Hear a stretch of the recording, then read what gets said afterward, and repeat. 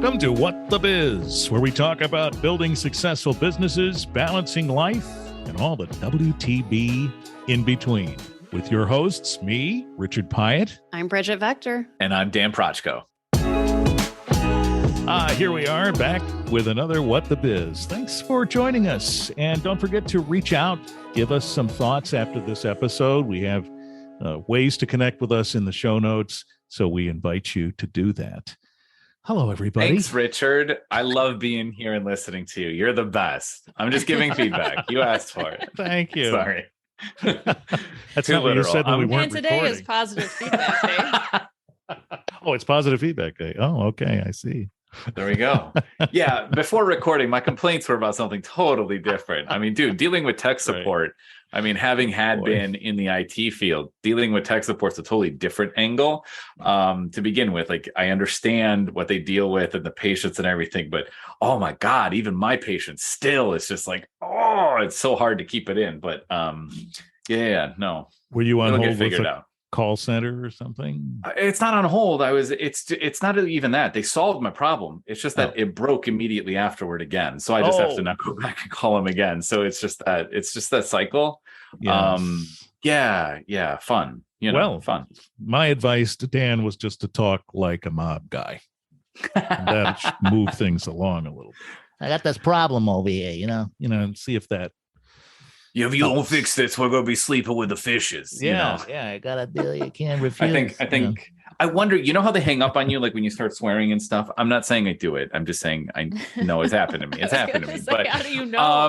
No, it's happened to me. They hang up on you. But I wonder if you do a mob voice with like a veiled threat like that, do they hang up? I don't know. I don't know if there's a filter for it. They probably have one of those like bank call buttons. They like push it and then it tracks where you are at. And next thing you know, somebody shows up at your SWAT. door. Wonderful. Yes. Yeah. FBI. Uh-huh. Okay, and enough of that joking around. How's everybody doing? How's the past couple of weeks? Just great. It's my favorite time of the year, which is summertime at the time we're recording this. So when it's cold, I'm going to come back and listen to this. I'm going to put myself in that zone. I sent an email to a client today and just said, I hope young lady summer is treating you well. I think that's the opposite of old man winter. There you go. What do you like to do over the summer? What are your favorite things? Well, I'm a car person, so I like to go to car shows and things. And of course, living here in the North, there are no car shows after a certain point in the year and before a certain point, right? Is that like White Pants and Labor Day? Yes. Is it kind of the same thing? Very Labor Day, no similar. more car shows? Yeah. You're right, Bridget. Yeah. It is definitely in this part of the country something that's seasonal. I envy those folks who are down in, I don't know, Texas, Florida, those places where you can have a car show in January if you want to. I don't know that I would envy them in the summer, though. Like, that's when you Yes, it's hot. I used to travel quite a bit, my last job, and one of the places that I had to go regularly was the Tampa Bay area in sometimes July or August, and it is definitely muggy there. But I would take that. I've said all that this, humidity. Yes, you'd take that. You'd take that anyway. I would take it, especially if I had air conditioning. But I would take it over any snowy day, anytime. Gotcha. So at some point, Richard will be recording this from his place in Florida, or that's exactly that's what it means. True. Yeah, believe me, South that's states. It's one of my goals is to at least be a snowbird for a little bit of the winter. Just don't drive a white Cadillac, okay? So here's the thing. Isn't that what everybody in Florida drives? The Pyatts, or is it gold? The Pyatts were Cadillac people. No. Yeah. We're going to get selfies in a white Cadillac. It's exactly what it's going to be. There you go. It doesn't have to be a parade float, huge thing, but actually, I would not mind, and I've had one, a black Cadillac. Talking about mob guys, there you go. There you go. Mob guys, right? Yeah. Fits the part. So how about you, Bridget? What you been up to the last couple of weeks? Oh, goodness. Working like crazy. Today, oh my gosh, today was like back-to-back meeting day. I don't know about you guys, but when it is like that, by the time you're done, holy draining, your brain is mush. Oh, Yes. totally. Happened anymore. Yeah. So lots of working. We're going to have a whole conversation about setting up calendars and everything, because I am feeling meeting scope creep recently. So, yeah, absolutely hate it. Absolutely hate it. You get Trying into to a meeting restructure and some things. somebody turns the conversation another way. No, it's just like meeting after meeting after meeting. And then like another client will email after we just met like 2 days ago. Oh, hey, got this idea. Let's like get on a call. And like, I'm like, no. Yeah. My answer is no. We'll put it on our next meeting. But it's like, oh my gosh. Like, it's amazing as a business owner, how I feel like we all have these fires that come up all the time, and it derails us from what we need to or should be doing. Boy, that's and a how whole the subject. Priorities always change. Like Yeah. right now, I'm kind of feeling like, oh gosh, I've been slacking in the marketing area. Where's that pipeline all of a sudden? So now I'm like, oh, I need to drop all this and I got to revert back to that. And it's like, if I just had all these things in place, I wouldn't have to worry about it. So, right. Like my tech call today totally derailed me for like half an hour. See? And then it turns into an hour and it's like, why? And I got to call them again. I'm going to be on the call for another hour. This is the worst. You look forward to those. Definitely. Oh, totally. Oh man, I put stars next to this stuff on my calendar. I have to say though, it's very, it makes me feel settled when I'm not alone in all these things that happen. So thank you both for. You're welcome. We can commiserate in our misery. Not just you. Well, I would hope our listeners feel the same way. Like, oh yeah, that's normal. Oh, I'm good. Yeah. I think it is totally normal. Yeah. Actually, this whole subject sort of lends itself to what we intended to talk about today, at least in a way. The question of when to hire. Yeah, actually, this is exactly where I'm at, by the way. Right. You could delegate. Hiring right now. I'm hiring right now. Right now. So if you'd already hired, you could delegate that tech call to them. Possibly. Possibly. Yeah. I mean, it had to do with my bank login. So, I don't know about that. But I guess not. Richard, you want to join part-time, have access, keys to my kingdom? Is that what you like? Wait, how much money's in the account? Little joke. We can talk about that. We can talk about that later. That is my dream setup, is that I have those wonderful people in place where I can be like, ooh, look at this fire that came up. Guess what? It's yours. Yeah. Here you go. Fact. Delegate.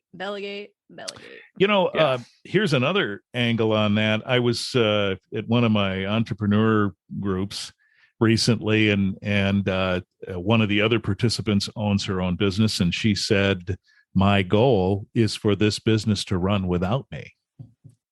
Ooh, yes. Talk about the ultimate delegation.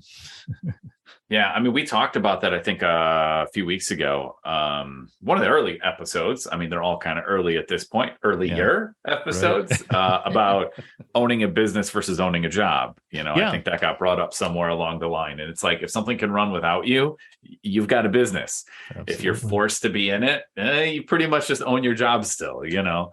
And so, this is an exciting topic, when to hire, because it's got a lot to do with, sure, task management, but prioritization, etc. Mm-hmm.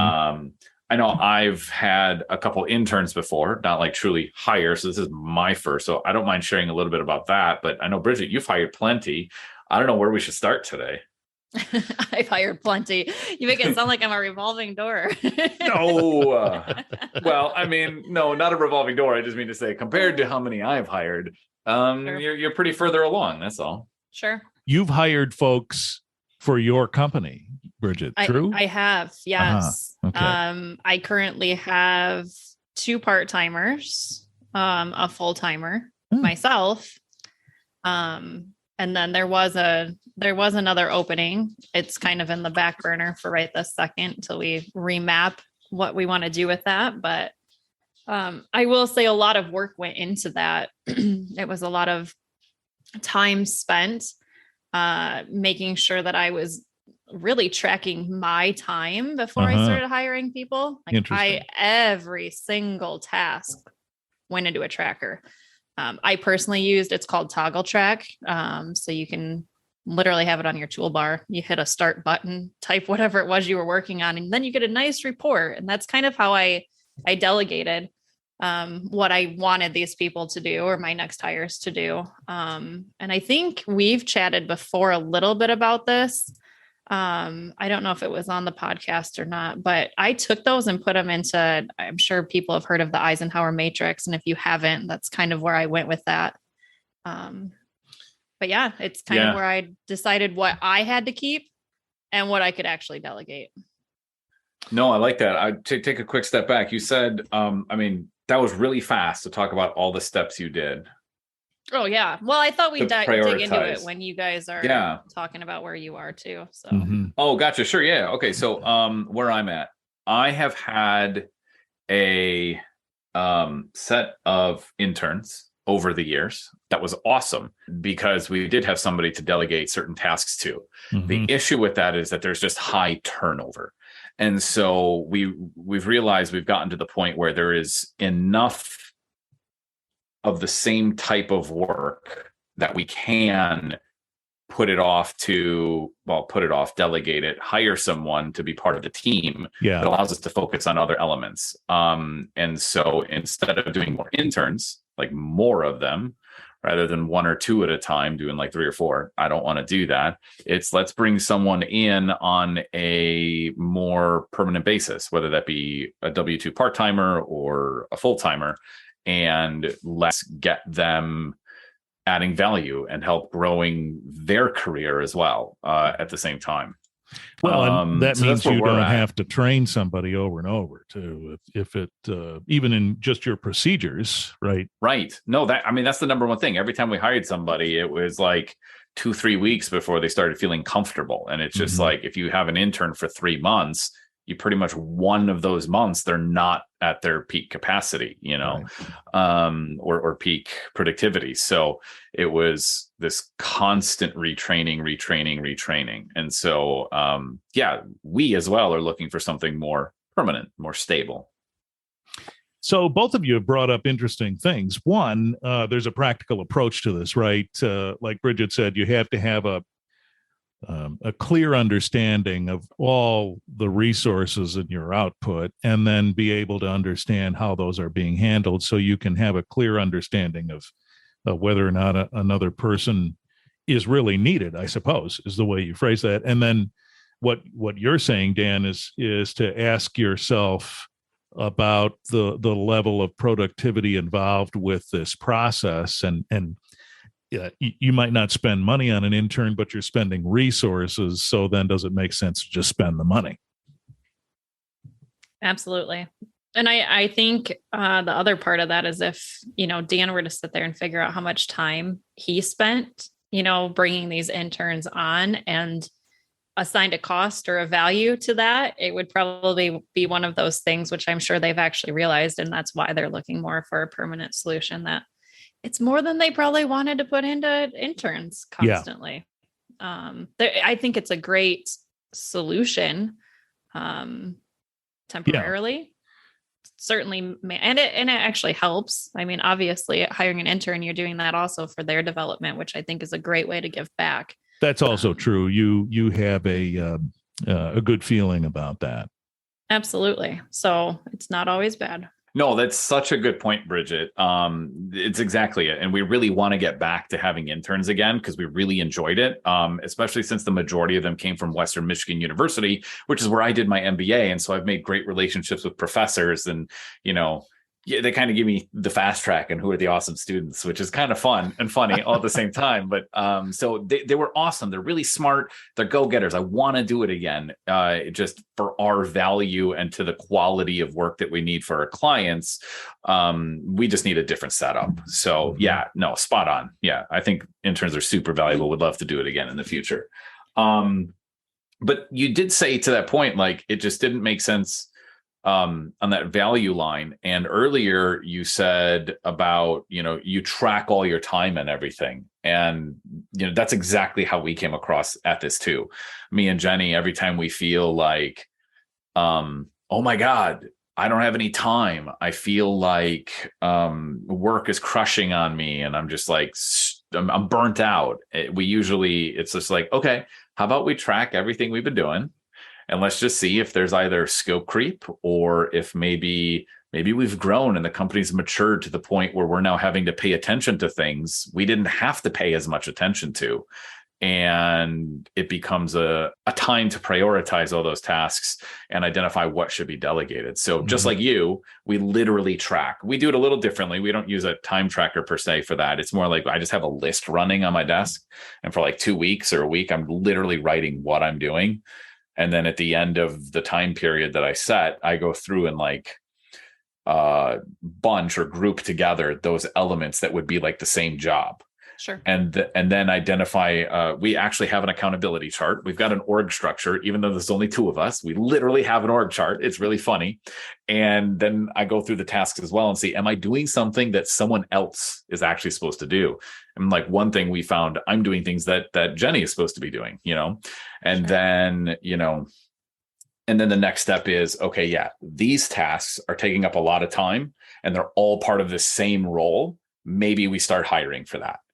And we look into what that would look like. And so that's how we've gone about analyzing. I don't know if that's enough detail. I don't know if it's similar to how you do it, but that's what we've done.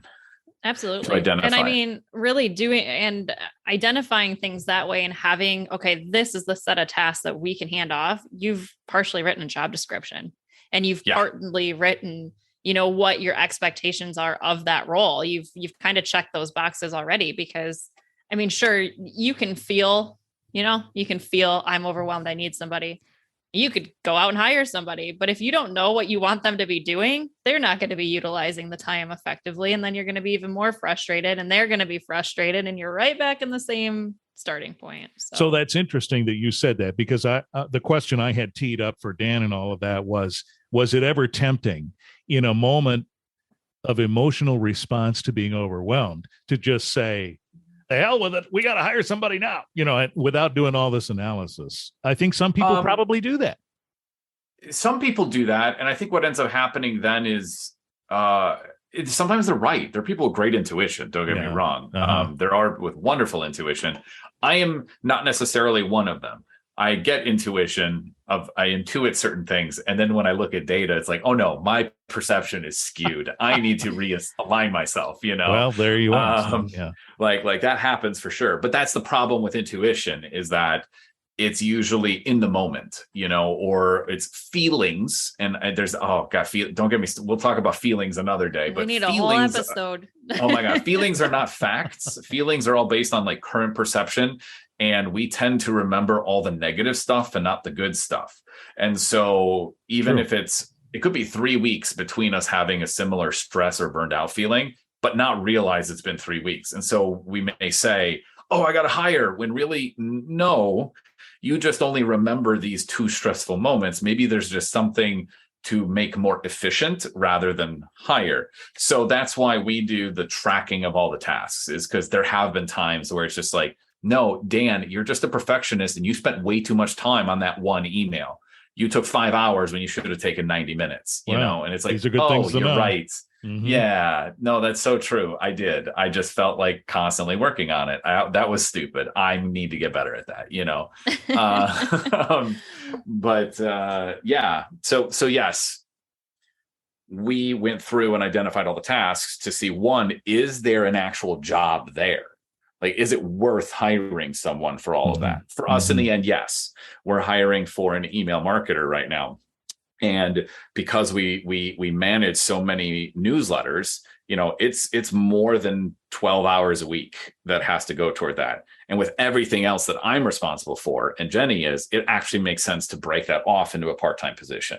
Yeah. Because we're only growing. I've got a sales board just here. Well, you can't see it.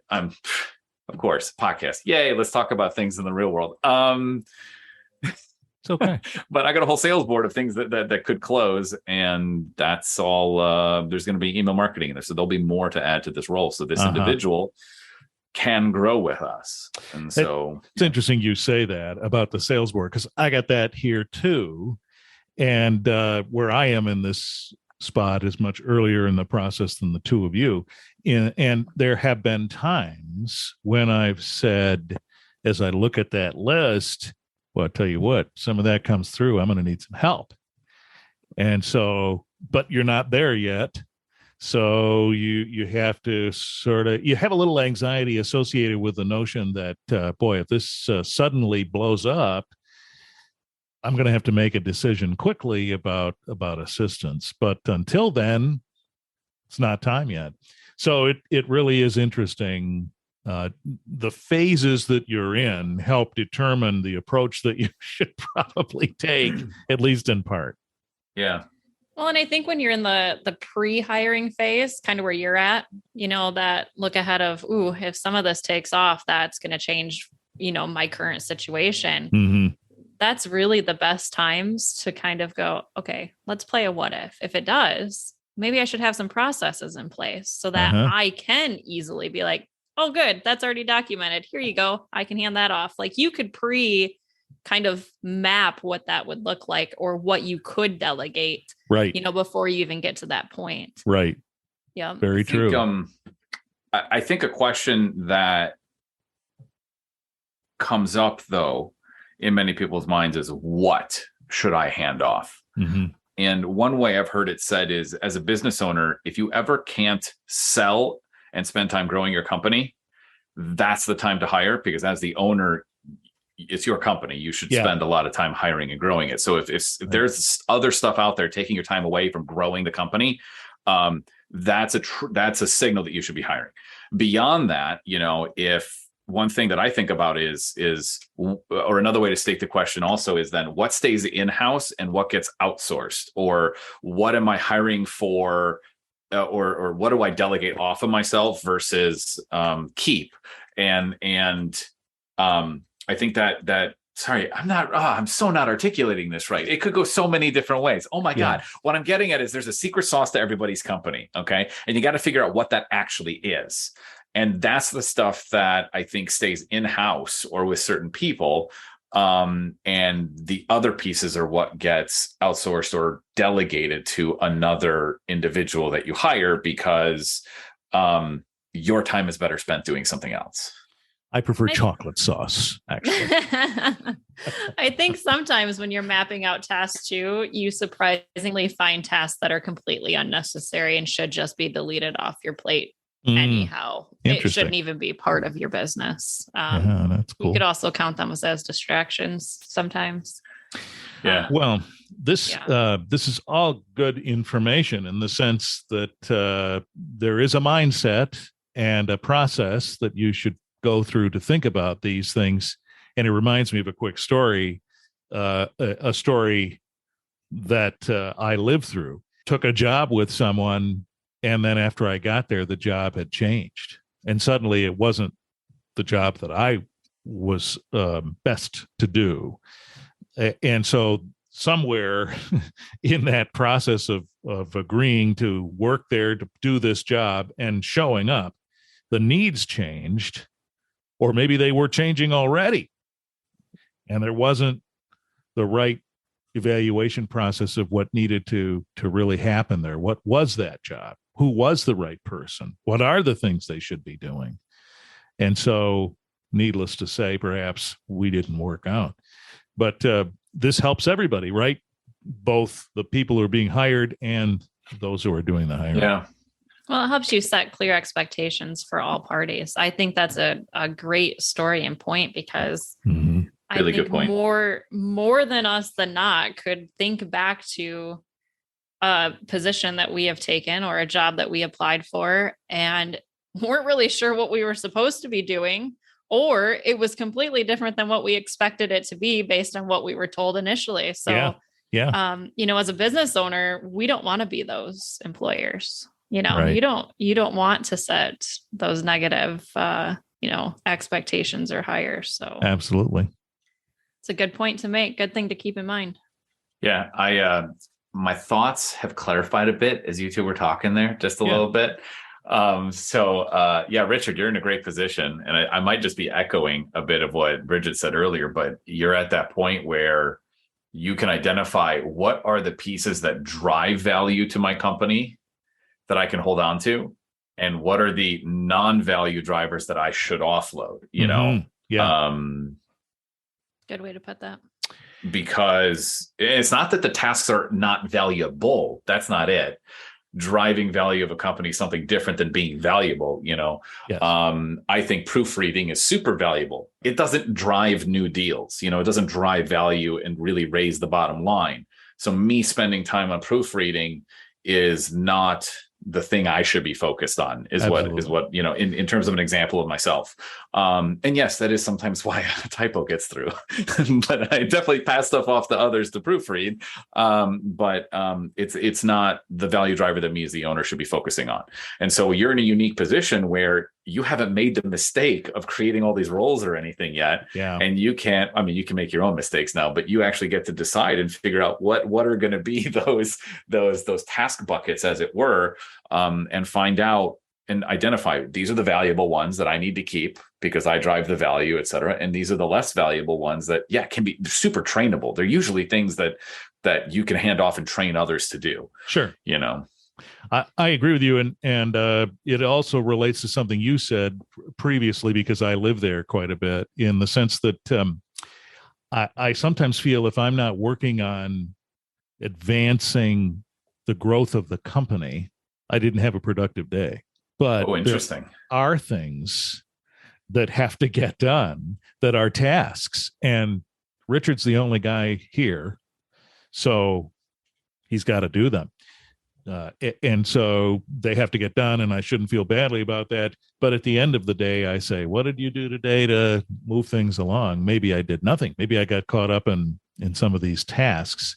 And so I'm already in part in some of that zone that you're both talking about. What would it look like for someone else to come in and do some of these things? I love that you have that mindset so early. I will say that is super unique that you are focused on that every day. Take onto that, hold on to that and run with that, because that is not an easily trained or taught or mindset shift. Huge bravo on that. Holy cow. You're talking about the notion that I feel like if I haven't done something to advance the business today. Okay. Yeah. The fact that is your forefront thought of your day. And that's kind of how you rate, right? You rate your day on that, it sounds like. Yeah. Well, I do. Subconsciously, maybe not even on purpose. Yes. But some of it is subconscious. Sometimes I think I'm too hard on myself about it.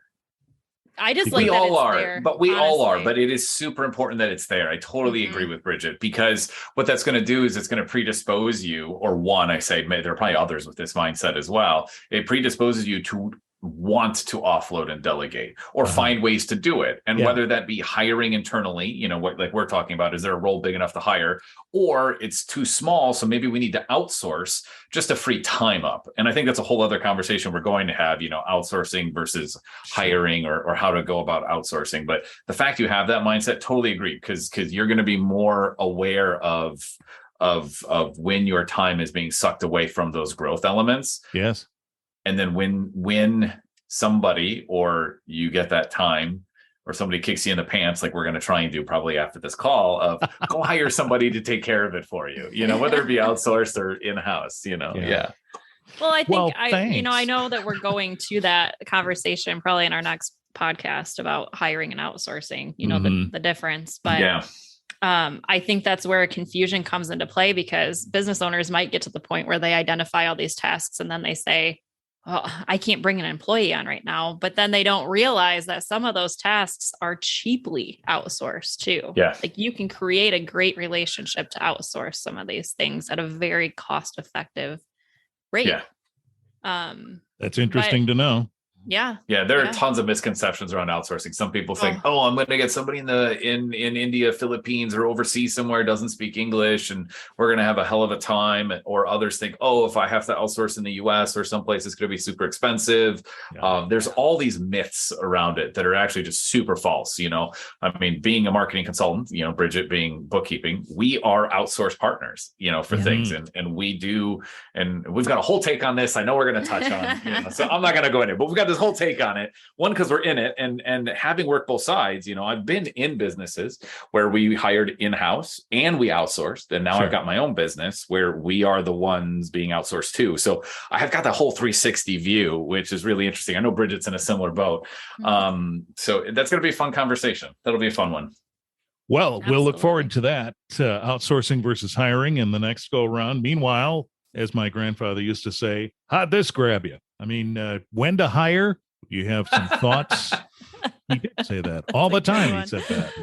Sure, we do. Did he? Yeah, that's funny. When to hire? Maybe you have some thoughts that you used to determine your own path. Do share that with us. Check the show notes. Click on a connection with us and share that, and we'd be happy to hear it here on What the Biz, and watch for our next episode. Until then, take care.